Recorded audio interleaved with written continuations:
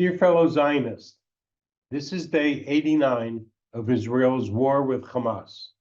I am Sal Isbrahim, president of Jewish National Fund USA. In past weeks, I've shared with you our developing plans for rebuilding communities in the South following the horrific October 7 attacks by Hamas. If you are interested to see our Build Together plan, please send me an email at president@jnf.org and we'll get you a copy. As you know, communities in the Galilee are also under attack by Hezbollah, firing mortars and rockets from southern Lebanon. Nearly 200,000 residents from 26 communities in the north have also been evacuated, and many communities have sustained significant damage. Under the leadership of Deb Zaluda, the chair of the Go North Task Force, and Alon Badihi from our JNF USA team in Israel, we're developing a Reimagining the North plan. We have big plans for the North, as we do for the communities in the South. Prior to the war, our Galilee Culinary Institute was moving toward a spring opening.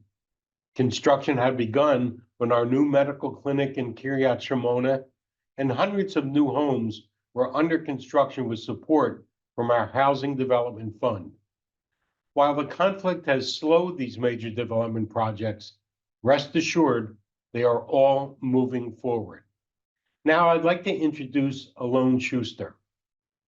Alon is a member of the National Unity Party and was first elected to the Knesset in April 2019, at which time he was appointed as the Minister of Agriculture and Rural Development. In March 2021, he was re-elected to the Knesset and served as Deputy Minister of Defense from June 2021 to December 2022. In the November 22 elections, he was again re-elected to the Knesset. He is currently the chairman of the subcommittee of the Economic Committee for the Promotion of Growth Prospects for the Agricultural Sector. He is also a member of the Economic Committee, Special Committee on the Treatment of Holocaust Survivors, and the Public Projects Committee. M.K. Schuster is also a good friend of Jewish National Fund USA, as he is the former leader of the Sha'ar Negev Regional Council, and during his time, we worked closely with Alon and his team to develop the region. And now I turn it over to Alon. Thank you, my friends. First of all, let me thank you for the opportunity to talk with you in the middle of those dramatic days. And I'm trying all my life not to be dramatic so much, but it is really a challenge, nights and days. Secondly, thank you for all your deeds, personal and in a collective way, through the JNF, one of the best supporter of Israel, of Zionism, of supporting the vision of Zionism and the prosperity of Israel, specifically to the southern part, to the Negev. I was born in Kibbutz Mefalsim.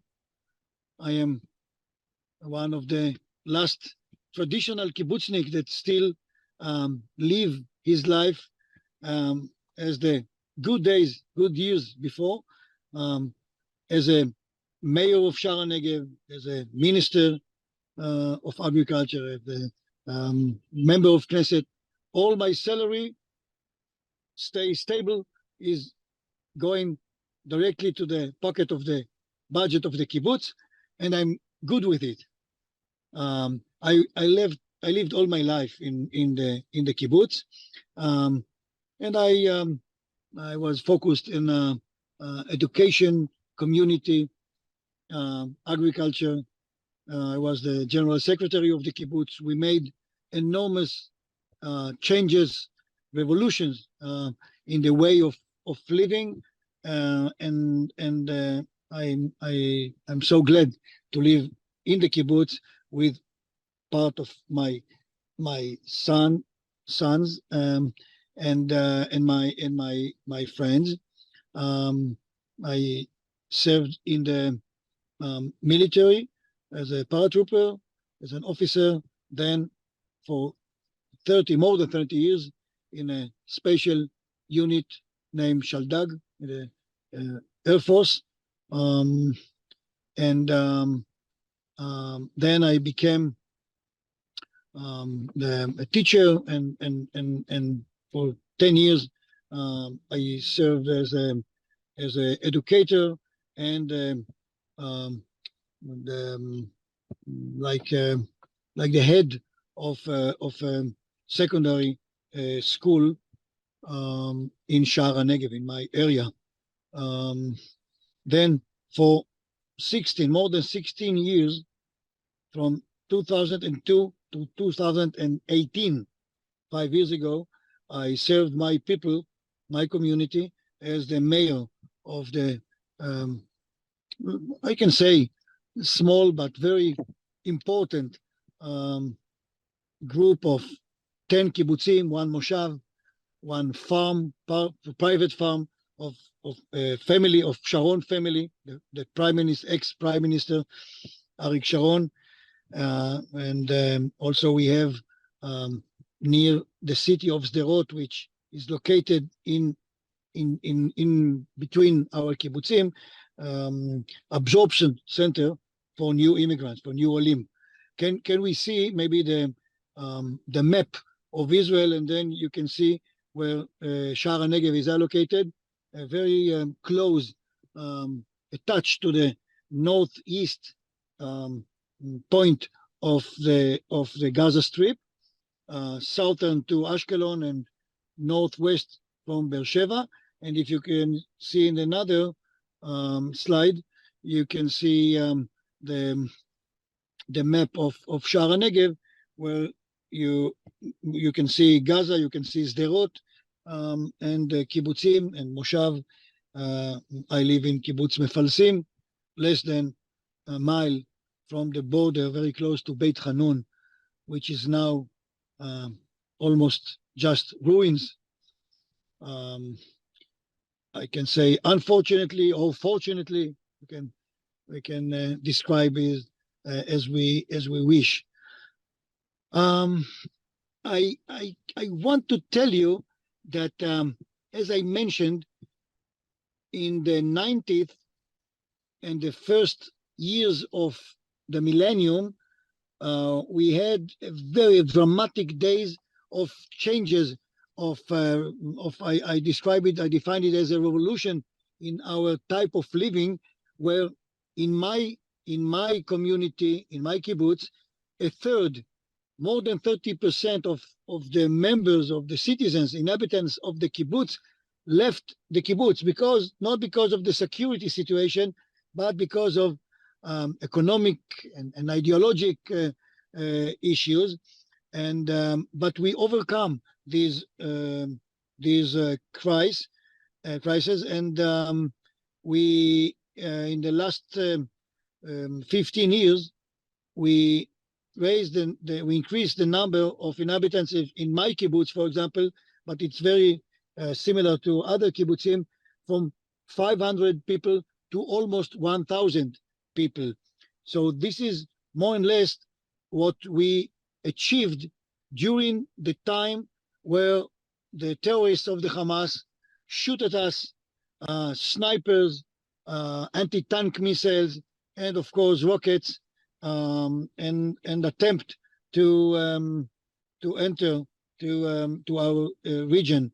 And the government of Israel and the leaders of the zone, all together with the leaders of the kibbutzim and the inhabitants, I think we used all the years that we had until October 7th, 2023, in order to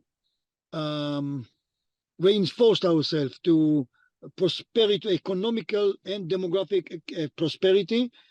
And I can say that I cannot remember any better days for Sderot, for the kibbutzim and moshavim around Gaza, compared to the time that this war started. In October 7th, in Saturday in the morning in Simchat Torah, me myself, I was in my house in Kibbutz Mefalsim, along with my young child. My wife was in a retreat. She's making meditation and mindfulness in Jerusalem, and the other kids were not at home. So I had a great dinner in Friday, in Shabbat, Erev Shabbat, with my son, my young one. He's an officer in a special anti-terrorist unit named Duvdevan. You might know.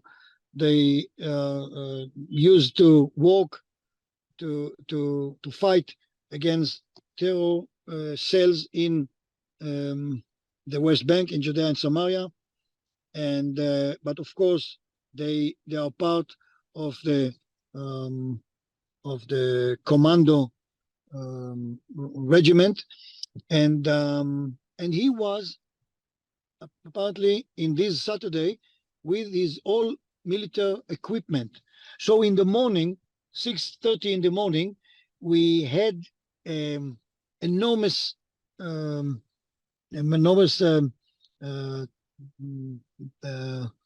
alerts, enormous number of alerts, and we stayed in the security room for long minutes.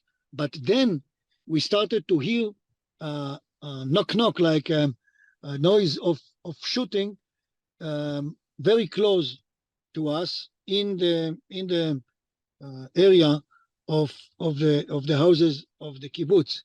So I remember myself telling to my son something that is trembling myself till now.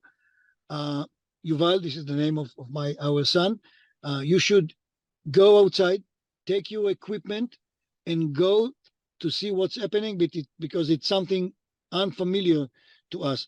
So he really went out and joined the people of the civilian military that are staying, emergency crew of the kibbutz. They had their guns and their equipment at home, and they all went out of their houses knowing that something very bad is happening. My son fought with another two guys from the kibbutz. In the gate of the kibbutz, there were 15 terrorists. They succeed to kill some of them, but then they enter the kibbutz. They kidnap some 12 foreign workers in agriculture, Thai from Thailand, but we succeed to release them. They didn't kidnap the terrorists. The Hamas didn't kidnap our workers. They were all released in alive, no wounded. In another point of the kibbutz, another corner, 4 terrorists enter the kibbutz, try to enter by force to some of the apartments. They didn't do it. Another member of the kibbutz shot them. 2 of them got killed. Just 2 of us were very slight wounded. In another third area, another scene of the kibbutz, they wanted to enter, but they were shot by some of our friends, our members of the kibbutz, that were staying in their own houses, and literally succeed to to defeat them, to shoot them from their home, from their houses. So the case of my kibbutz was very similar to some other 7, 8 kibbutzim that succeed to avoid the terrorists from making their massacres. I have to add that in our situation, unmanned aircraft succeed to understand what's going on, and they shoot to a 20 cars convoy that was about to make a raid on the kibbutz, and they killed dozens, maybe 45, 50 terrorists half a mile from the kibbutz. So our destiny was much better than our good friends from kibbutz Kfar Aza, for example, which are our partners in agriculture fields, where in Kfar Aza a real massacre happened. The situation is that me, myself, like thousands of people that live in our area, in some 4 regional councils and in Sderot, I know personally, maybe I didn't count it, but maybe 100 of the casualties of the people that got murdered, and dozens of people that were kidnapped. Just some of them, have released. So the situation is very challenging, of course. Most of the people that were living in the kibbutzim are now outside in hotels or in the houses of their relatives. And me, myself, I still staying at the kibbutz all the days. I stayed in the kibbutz, and I feel much comfortable there. But 95% of the people are in a hotel in Herzliya, and so is the situation in all the 30, 40 kibbutzim. Our main challenge is to succeed in making the impossible, almost impossible mission come back again to a place where so many people was hurt, where the damage is very present, and the whole demographic scene has changed. But we will do it. The first step is, of course, the military one. We are now in the time where our sons and daughters, including my son Yuval, the same son that fought in the gate of the kibbutz, went later on the same day to kibbutz Kfar Aza, joined his unit Duvdevan, and now for long 3 months he's fighting in Gaza and now in Khan Yunis. So what they are doing, actually, they are making the demilitarization actually by force. Now in the northern part of Gaza, and then after we succeed to control the center and the southern part of Gaza, we will do it there. But then we should, of course, stay or convince our people that it's a good decision coming back. So we have the physical challenge to recover the physical situation, to make our kibbutzim maybe beautiful, more beautiful than before.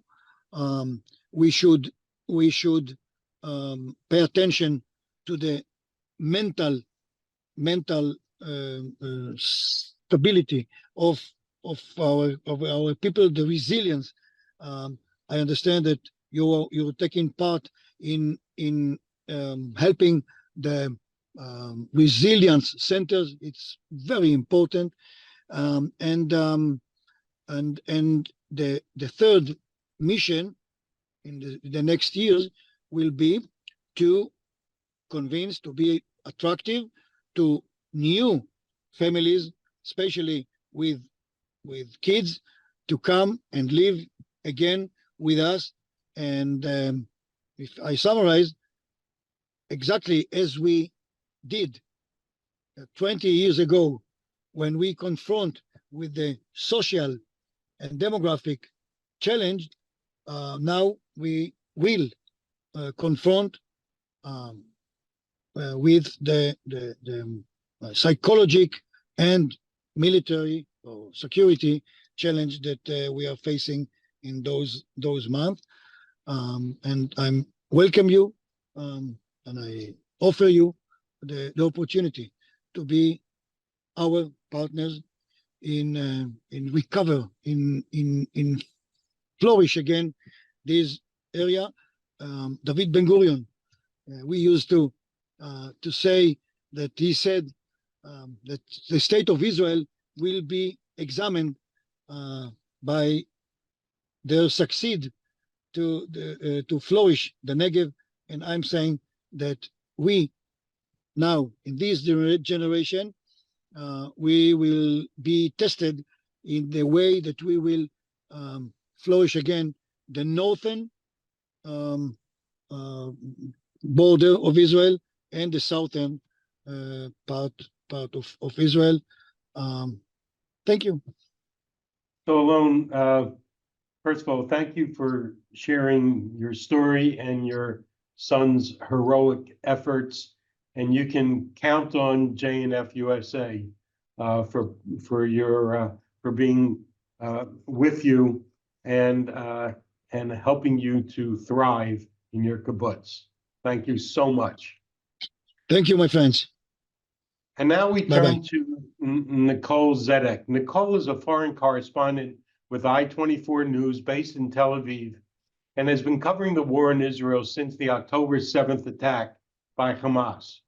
She was one of the first press members to visit the site of Hamas's massacres in southern Israel and saw firsthand the atrocities committed. Nicole has interviewed Israeli generals, politicians, and experts regarding all aspects of the war, traveling the entire state of Israel in multiple war zones. She grew up in the United States, receiving a bachelor's degree in broadcast journalism at Chapman University.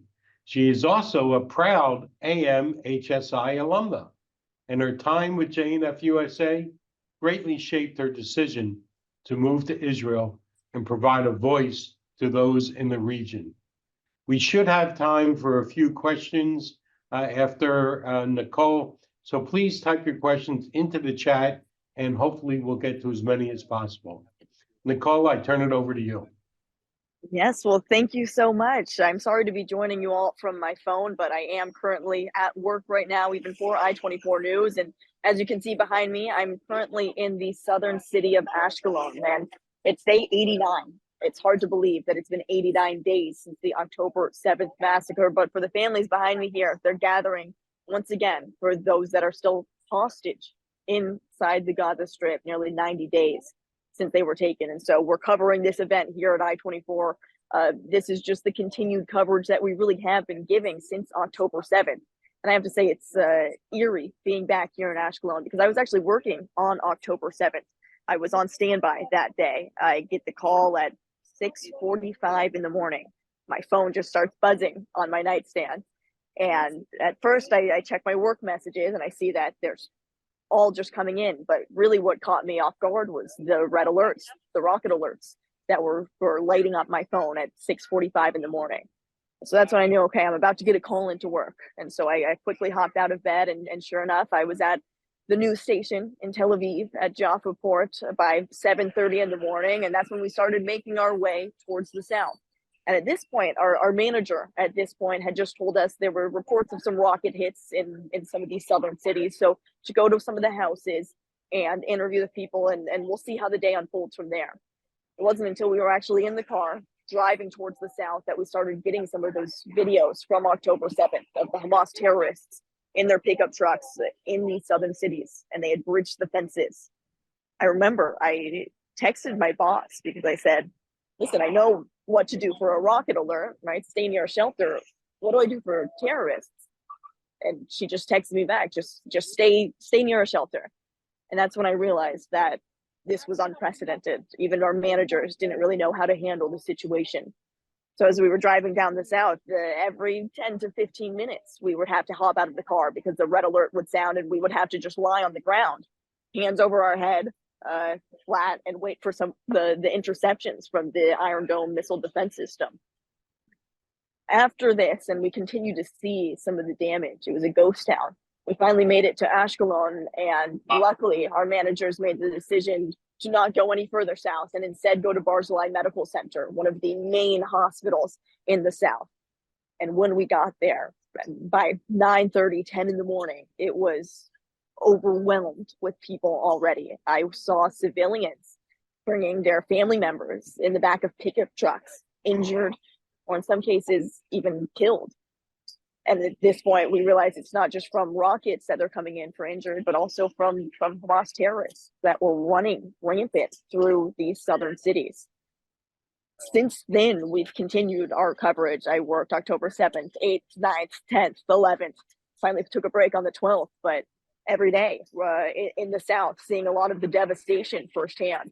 And as you mentioned in my biography, I am a Alexander Muss High School in Israel alumna. I did the summer program in 2016. It definitely gave me a good perspective on the South, because I remember in 2016 going to the southern city of Sderot and seeing these bomb shelters right next to playgrounds. I remember thinking, wow, these children have 10 to 15 seconds to run into a bomb shelter. How is this the reality? And now, unfortunately, I've experienced that reality. I've been in Sderot countless times. And in fact, just today, within the past hour, Sderot had more red alerts, rockets fired towards their city. They 89. Hamas is continuing to fire rockets. And now when we do our lives, we often stand next to children's playgrounds or kindergartens because we know that there's a safe room, a bomb shelter right nearby.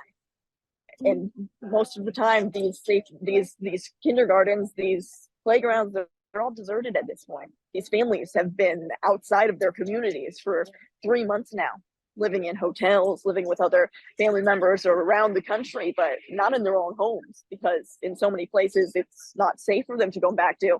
But in so many cases, there's just no home for them to go back to either. When we talk about the gentleman before me speaking about Kibbutz Kfar Aza, I was there on October 10th.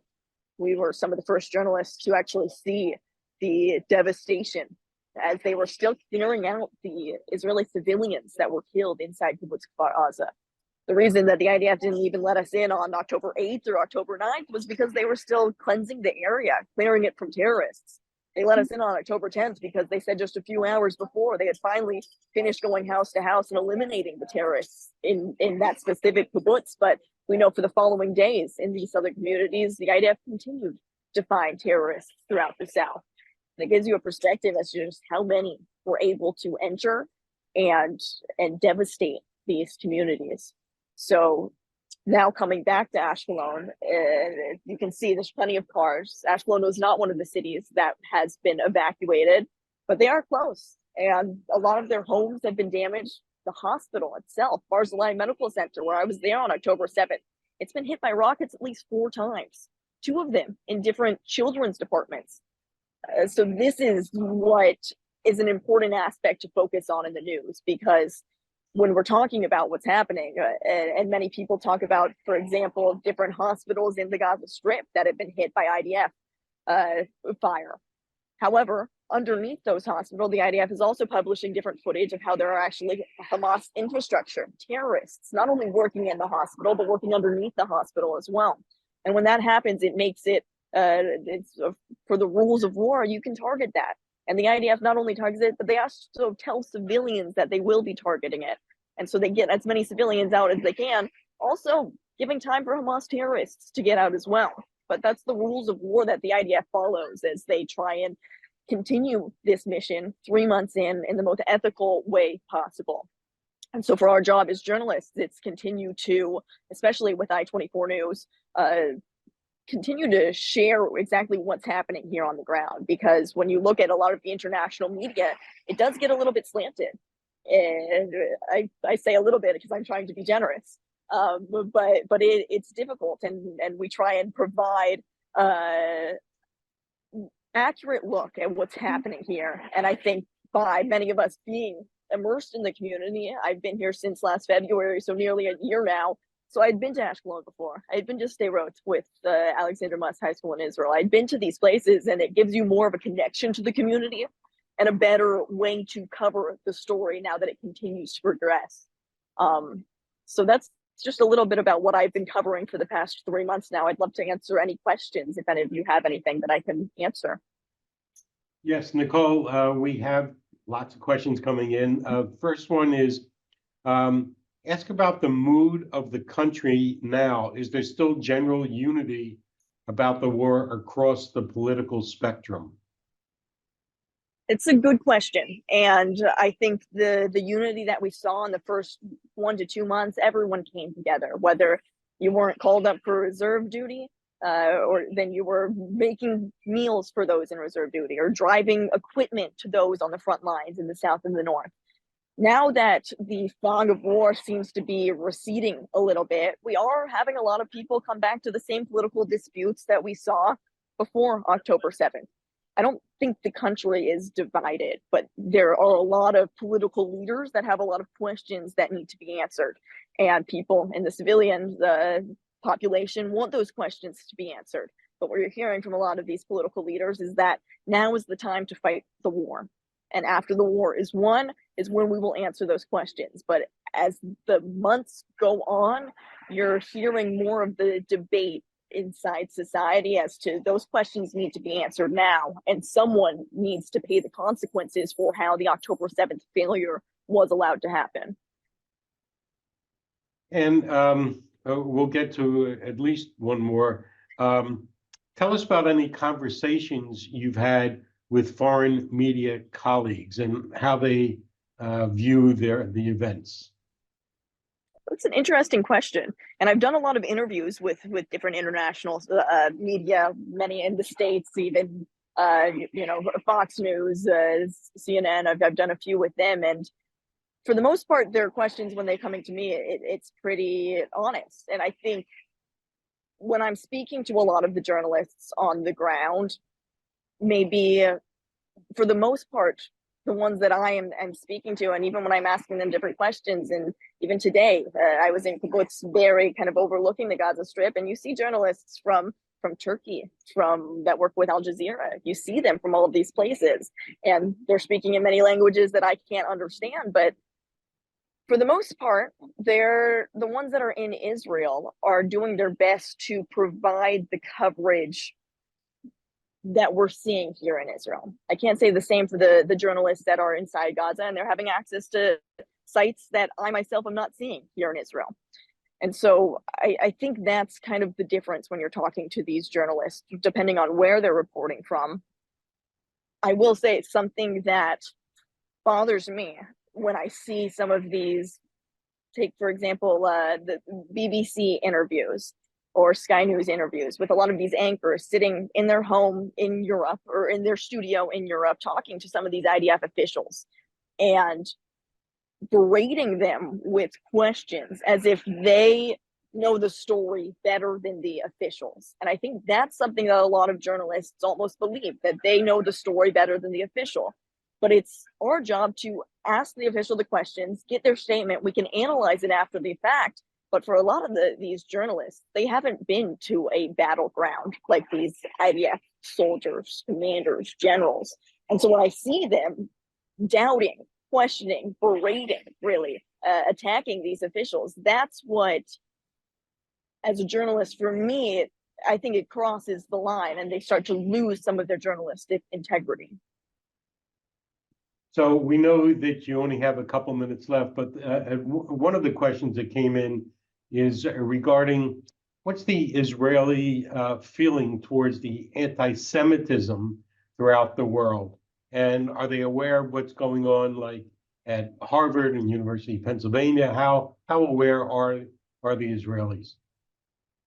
They're very aware. And unfortunately, I think it's harder for maybe some Olim or new immigrants to Israel than it is for the Israelis themselves, because the Israelis that I've been speaking to, they're very tough and they're very, unfortunately, used to this type of anti-Semitism. And so to them, it hasn't been as shocking as it is to even me personally. I've been shocked seeing the scenes in my home country in the United States. But speaking to the Israelis, they say, this too shall pass. You know, how do we have the Abraham Accords and partners in Arab countries that for decades before this were anti-Semitic and didn't like us? This too shall pass seems to be their mentality, which I appreciate and I respect. And I think it's an optimistic look at what's happening. And we know that during a war, especially, the anti-Semitism does seem to surge when it comes to a war in Israel.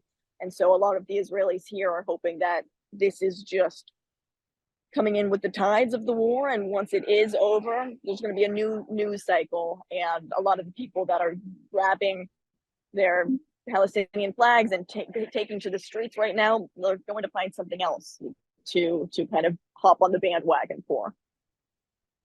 So, Nicole, thank you for your excellent reporting and your promotion of Alexander Muss High School. It means a lot to us. I would encourage everybody that's on the Zoom and those that join us intermittently to download the I-24 app. We have it on our smart TV and our mobile devices every single day. It's remarkable what you're doing there, and we really, really appreciate it. And we hope we can call on you again. Oh, thank you so much. I appreciate it. Thanks.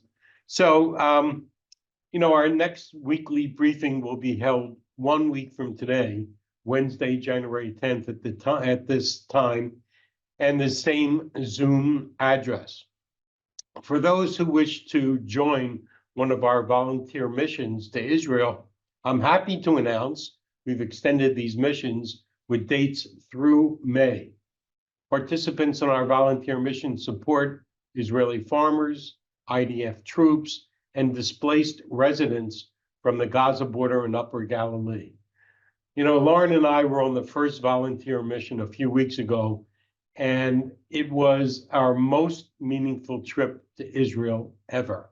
You should really consider registering at jnf.org/travel. Also, if you will be in Florida this February, our annual Winter Connection Brunch will take place in Boca Raton on Thursday, February 8th. The brunch is for all donors making a minimum annual gift of $1,800 to our annual campaign. There are also special dinners scheduled for donors at the President Society level and above, and for our World Chairman's Council. Please reach out to your local JNF professional for more information. We also have this Build Back program that we're putting into place, and we're making it available. If you'd like to see a copy of it, just email me at president@jnf.org. We'll make sure to get out a copy to you. So thank you for joining us. We look forward to seeing you next week. I'm Israel Chai.